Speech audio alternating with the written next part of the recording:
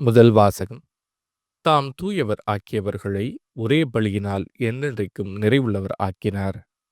எபிரேயருக்கு எழுதப்பட்ட திருமுகத்திலிருந்து வாசகம். அதிகாரம் 10, இறைவசனங்கள் 11 முதல் 18 முடிய. சகோதரர் சகோதரிகளே, ஒவ்வொரு குருவும் நாள்தோறும் இறை ஊழியம் புரியும்போது மீண்டும் மீண்டும் அதே பலிகளை செலுத்தி வருகிறார். அவையோ பாவங்களை ஒருபோதும் போக்க இயலாதவை. ஆனால் இவர் ஒரே பலியை பாவங்களுக்காக என்றென்றைக்கும் எனச் செலுத்திவிட்டு கடவுளின் வலப்பக்கத்தில் அமர்ந்துள்ளார். அங்கே தம் பகைவர் தமக்கு கால்மணை ஆக்கப்படும் வரை காத்திருக்கிறார். தாம் தூயவர் ஆக்கியவர்களை ஒரே பலியினால் என்றென்றைக்கும் நிறைவுள்ளவர் ஆக்கினார். இது பற்றி தூய ஆவியாரும், அந்நாள்களுக்கு பிறகு அவர்களோடு நான் செய்ய இருக்கும் உடன்படிக்கை இதுவே. என் சட்டத்தை அவர்கள் உள்ளத்தில் பதிப்பேன், அதை அவர்களது இதயத்தில் எழுதி வைப்பேன் என்று நமக்கு சான்று பகர்கிறார்.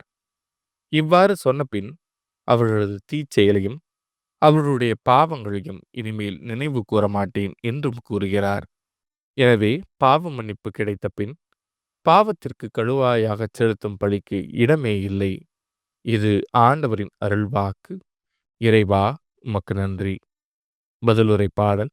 மெல்கிசேதேக்கின் முறைப்படி நீர் என்றென்றும் குருவே. ஆண்டவர் என் தலைவரிடம், நான் உம் பகைவரை உம் கால்மனையாக்கும் வரை நீர் என் வலப்பக்கம் வீற்றிரும் என்று உரைத்தார். மெல்கிசதேக்கின் முறைப்படி நீர் என்றென்றும் குருவே. வலிமைமிகு உமது செங்கோலை ஆண்டவர் சியோனிலிருந்து ஓங்கச் செய்வார். உம் எதிரிகளிடையே ஆட்சி செலுத்தும்.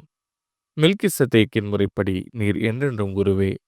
நீர் உமது படைக்கு தலைமை தாங்கும் நாளில் தூய கோலத்துடன் உம் மக்கள் தம்மை உவந்தளிப்பர். வைகரை கருவுயிர்த்த பணியைப் போல உம் இளம் வீரர் உம்மை வந்தடைவர். மெல்கிசதேக்கின் முறைப்படி நீர் என்றென்றும் குருவே. மெல்கிசதேக்கின் முறைப்படி நீர் என்றென்றும் குருவே என்று ஆண்டவர் ஆணையிட்டுச் சொன்னார். அவர் தம் மனதை மாற்றிக்கொள்ளார். மெல்கிசதேக்கின் முறைப்படி நீர் என்றென்றும் குருவே. நற்செய்தி வாசகம். விதைப்பவர் ஒருவர் விதைக்கச் சென்றார். மார்க் எழுதிய தூய நற்செய்தியிலிருந்து வாசகம். அதிகாரம் 4, இறைவசனங்கள் 1 முதல் 20 முடிய. அக்காலத்தில் இயேசு மீண்டும் கடலோரத்தில் கற்பிக்கத் தொடங்கினார். மாபெரும் மக்கள் கூட்டம் அவரிடம் ஒன்று கூடி வர அவர் கடலில் நின்ற ஒரு படகில் ஏறி அமர்ந்தார். திரண்டிருந்த மக்கள் அனைவரும் கடற்கரையில் இருந்தனர். அவர் உவமைகள் வாயிலாக பலவற்றை அவர்களுக்கு கற்பித்தார். அவர் அவர்களுக்கு கற்பித்தது, இதோ கேளுங்கள். விதைப்பவர் ஒருவர் விதைக்கச் சென்றார். அவர் விதைக்கும் பொழுது சில விதைகள் வழியோரம் விழுந்தன. பறவைகள் வந்து அவற்றை விழுங்கிவிட்டன. வேறு சில விதைகள் மிகுதியாக மண் இல்லா பாறை பகுதிகளில் விழுந்தன. அங்கே மண் ஆழமாக இல்லாததால் அவை விரைவில் முளைத்தன. ஆனால் கதிரவன் மேலே எழ அவை காய்ந்து வேர் இல்லாமையால் கருகி போயின. மற்றும் சில விதைகள் முட்செடிகளிடையே விழுந்தன. முட்செடிகள் வளர்ந்து அவற்றை நெருக்கிவிடவே அவை விளைச்சலை கொடுக்கவில்லை. ஆனால் இன்னும் சில விதைகள் நல்ல நிலத்தில் விழுந்தன. அவை முளைத்து வளர்ந்து சில 30 மடங்காகவும் சில 60 மடங்காகவும் சில 100 மடங்காகவும் விளைச்சலை கொடுத்தன. கேட்கச் செவியுள்ளோர் கேட்கட்டும். அவர் தனிமையான இடத்தில் இருந்தபோது அவரை சூழ்ந்து இருந்தவர்கள் 12 சேர்ந்து கொண்டு உவமைகளை பற்றி அவரிடம் கேட்டார்கள். அதற்கு இயேசு அவர்களிடம், இறையாட்சியின் மறைபொருளை அறிய உங்களுக்கு கொடுத்து வைத்திருக்கிறது. புறம்பே இருக்கிறவர்களுக்கோ எல்லாம் உவமைகளாகவே இருக்கின்றன. எனவே அவர்கள் ஒருபோதும் மனம் மாறி மன்னிப்பு பெறாதபடி கண்ணால் தொடர்ந்து பார்த்தும் கண்டுகொள்ளாமலும் காதால் தொடர்ந்து கேட்டும் கருத்தில் கொள்ளாமலும் இருப்பார்கள் என்று கூறினார். மேலும் அவர் அவர்களை நோக்கி, இந்த உவமை உங்களுக்கு புரியவில்லையா? பின்பு எப்படி மற்ற உவமைகளை எல்லாம் நீங்கள் புரிந்து கொள்வீர்கள்? விதைப்பவர் இறை வார்த்தையை விதைக்கிறார். வழியோரம் விழுந்த விதைகளுக்கு ஒப்பானவர்கள் வார்த்தையை கேட்பார்கள்.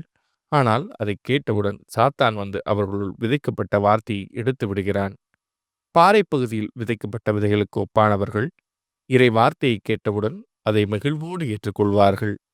ஆனால் அவர்கள் வேரற்றவர்கள், சிறிது காலமே நிலைத்திருப்பார்கள். இறை வார்த்தையின் பொருட்டு இன்னலோ இடுக்கணோ நேர்ந்த உடனே அவர்கள் தடுமாற்றம் அடைவார்கள். முச்செடிகளுக்கு இடையில் விதைக்கப்பட்ட விதைகளுக்கு ஒப்பானவர்கள் இறை வார்த்தையை கேட்டும் உலகக் கவலையும் செல்வ மாயையும் ஏனைய தீய ஆசைகளும் உட்புகுந்து அவ்வார்த்தையை நெருக்கி விடுவதால் பயனளிக்க மாட்டார்கள். நல்ல நேரத்தில் விதைக்கப்பட்ட விதைகளுக்கு ஒப்பானவர்கள் இறை வார்த்தையை கேட்டு அதை ஏற்றுக்கொண்டு பயனளிப்பார்கள். இவர்களுள் சிலர் 30 மடங்காகவும், சிலர் 60 மடங்காகவும், சிலர் 100 மடங்காகவும் பயனளிப்பர் என்றார். இது ஆண்டவரின் அருள்வாக்கு. கிறிஸ்துவே உமக்கு புகழ்.